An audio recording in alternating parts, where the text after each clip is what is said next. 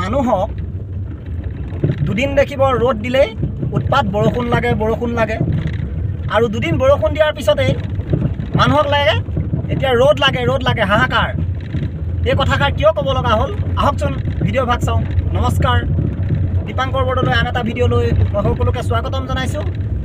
আজি ভিডিঅ' ভাগ এটা বেলেগ হ'বলৈ গৈ আছে। আহক ভিডিঅ' ভাগ আমি আৰম্ভ কৰোঁ।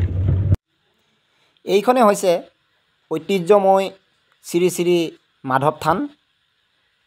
এই মাধৱ থানত যোৱা বছৰ যিটো ডাঙৰ পানী হৈছিলে, পানী উঠিছিলে যদিও ইমান ডাঙৰ হোৱা নাছিলে এই ভিতৰত।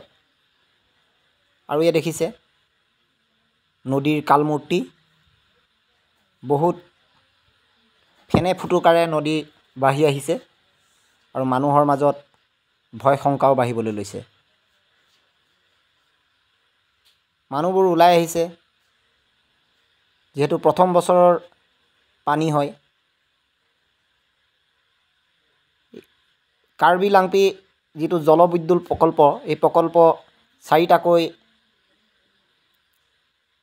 পানীৰ বান্ধ খুলি দিয়াৰ লগত এই পানী ধাৰাসাৰে বাঢ়িবলৈ লৈছে আৰু এই থানৰ ওচৰৰে ৰাস্তাৰ এই জাগাকণতেই ছিগি গৈছে জাগা। এই পানী দেখিছে কিদৰে সোমাবলৈ লৈছে। গাড়ীবোৰ বহুত ভয় কৰি পাৰ কৰি আছে, আধালৈকে ডুবি গৈছেগৈ। কোন সময়ত এই ৰাস্তাখনত বিপদ হয় তাৰ কোনো ঠিক নাই। হাই, যোৱা বছৰ যিটো ডাঙৰ পানী হৈছিলে সেই পানীত এইখিনি জাগাতে ছিগি গৈছিলে আৰু এই আগেৰে চৰকাৰৰ পিনৰ পৰা বোল্ডাৰ দি বান্ধ দিছিলে, কিন্তু সেই বান্ধ এইবাৰো থাকিব নে নাথাকে তাৰ কোনো সঠিক নাই। দেখিছে পানীৰ ধাৰ কিদৰে বাঢ়িবলৈ লৈছে। আগৰ বেলা সময়ত ইমান পানীৰ জোৰ নাছিলে, কিন্তু এই পিছৰ বেলা ঠিক 1-2 বজাৰ মানৰ পিছতেই এই পানীটো বহুত ধাৰাসাৰে বাঢ়িছে আৰু কালমূৰ্তি ধাৰণ কৰিছে। 2খনকৈ গাঁও বৰ্তমান বানৰ কবলত পৰিছে। চাওকচোন পানীৰ কিমান ধাৰ। এই গছবোৰ শুকান গছবোৰ উটি আহি আছে। কিছুসংখ্যক মানুহে গছবোৰ ধৰিও ৰাখিছে। বহুত ভয় লগা দৃশ্য।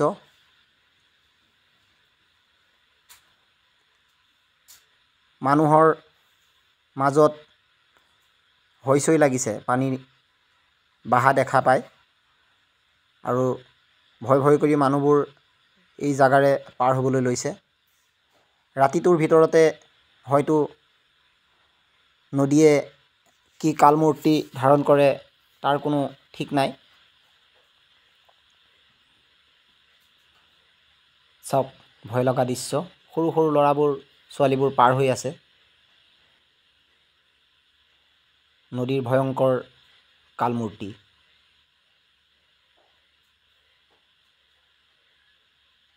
গাড়ীবোৰ কিদৰে পাৰ হৈছে চাওক, বহুত ভয় শংকাৰ মাজত।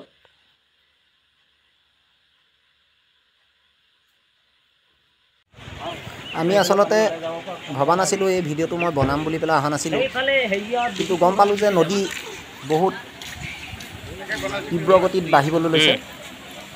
এয়া চাওক গাড়ী পাৰ হৈছে। সেই কথাটো শুনি এপাক চাবলৈ আহিলোঁ আৰু আপোনালোককো দেখাওঁ বুলি আহিলোঁ। এইখনে হৈছে আমাৰ শ্ৰী শ্ৰী মাধৱ থান। মানুহবোৰ এই নদীৰ বিষয়ে, পানীৰ বিষয়ে আলোচনা কৰি আছে। বহুত সংকটত ভুগিব লগা হৈছে। ভয় শংকাৰ মাজত মানুহবোৰ পাৰ হ'বলৈ লৈছে। চাওক কিমান ডাঙৰ গছ পাৰ হৈ আহি আছে, উঘলি আহিছে দেখিছে। ওচৰত আহিব।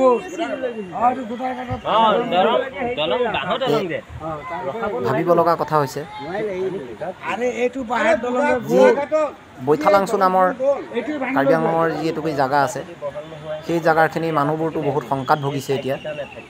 এয়া চাওক ডাঙৰ ডাঙৰ গছ উঘলি আহি গৈছে মাজত এটা খুঁটা থাকিলে আৰু ইয়াৰ ওচৰতে খুঁটা বেক চাইডে যি গছবোৰ ধৰি ধৰি মানুহে উঠাই ৰাখিছে এটা দ গাঁত হয় গৈ ডুবি আৰু মানুহবোৰৰ পাৰ হ'বলৈ লৈছে চাওক কিমান কষ্ট আৰু পানীৰ ধাৰটো চাওক কিমান পানীৰ ধাৰ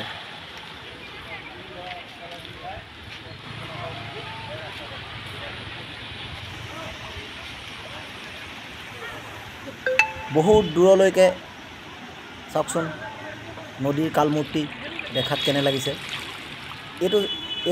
এইটো পাৰে যোৱা বছৰ চৰকাৰে নদী বান্ধ দিছিলে কিন্তু যি দেখা গৈছে এই বছৰো নদী বান্ধ ভাঙি নিয়ে নেকি সন্দেহত ভুগিব লগা হৈছে চাওক মানুহবোৰ কষ্ট কিমান কষ্ট যোৱা বছৰ যি জাগাতেই সেই বান্ধ ছিগিছিলে আৰু এই বছৰো সেই জাগাতেই প্ৰথম বছৰেই বান্ধ ছিগি গৈছে আৰু এনেদৰে থাকিলে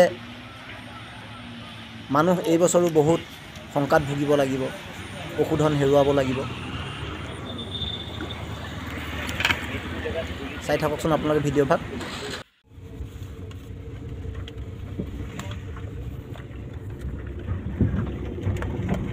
আজিৰ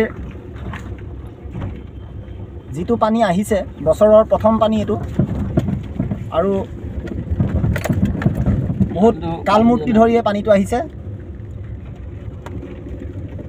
বৰ্তমান দুখনমান গাঁও মানুহৰ ঘৰৰ ভিতৰত পানী সোমায়ে গৈছে আৰু কি হয় ৰাতিটোৰ ভিতৰত ঠিক নাই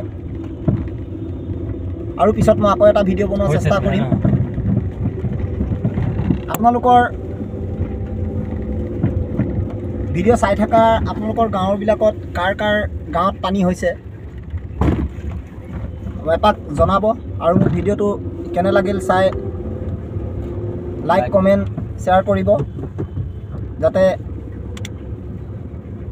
আৰু মোৰ ভিডিঅ'বোৰ যাতে আনেও চাব পাৰে আপোনালোকে ভিডিঅ'টো শ্বেয়াৰ কৰি দিব আজিলৈ ভিডিঅ'টো ইমানেই ধন্যবাদ